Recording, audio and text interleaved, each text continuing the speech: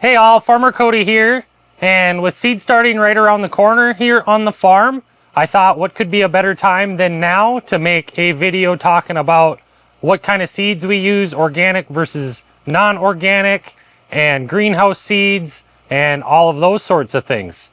So let's get into it. All right, so first things first, let's talk quantities. So on our farm here, which is roughly a little over 2 acres, we get lots of different varying quantities of seed. Some of the things go by weight, others by number of seeds. For here I have an example of some pickling cucumbers. This is 250 seeds. Then we have some carrots. This is a 25,000 seed packet. And then our radishes here, for example, are in a 100,000 seed packet. And then other things like our snap peas we buy in 25-pound bags at a time. So we have lots of different quantities of seeds that we get. Now let's talk about organic versus non-organic. So here on the farm, we try to primarily use organic seeds when possible. That is more expensive. There's a lot of different opinions on whether organic seeds make a difference on yield. Based on the research that I can kind of formulate is maybe.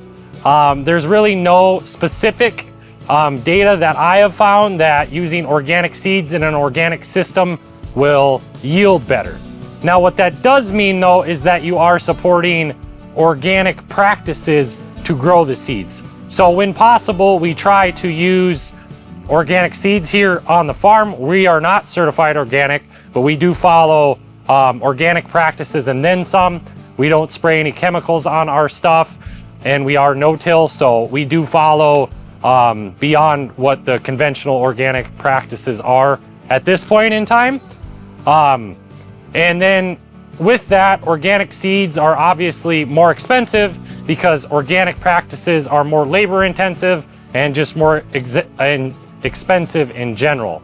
For example, seed potatoes are around $50 for 50 pounds of conventional, but if you go to organic seed potatoes, they are now about $150 for 50 pounds. So almost a 3 times price increase to go to organic seeds.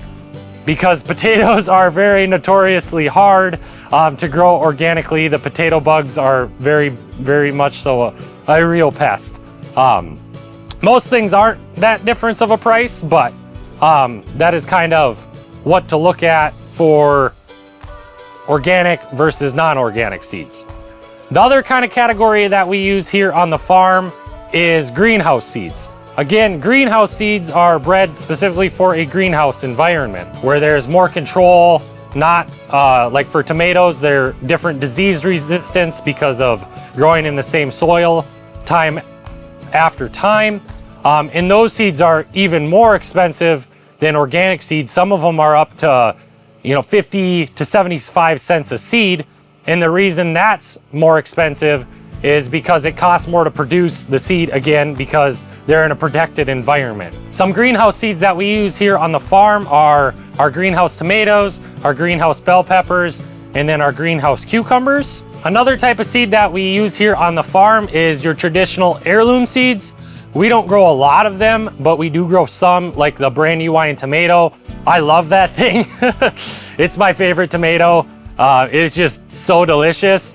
But the heirlooms are definitely way more challenging for us to grow. Like, we wouldn't be able to grow Brandywines outside very easily. They crack a lot easier and they're just lower yielding in general. So having those in our greenhouse makes sense, but they are not bred specifically for greenhouses in any way. Those are your kind of classic seed. I mean, they have heirloom wheat, heirloom sweet potatoes, heirloom potatoes.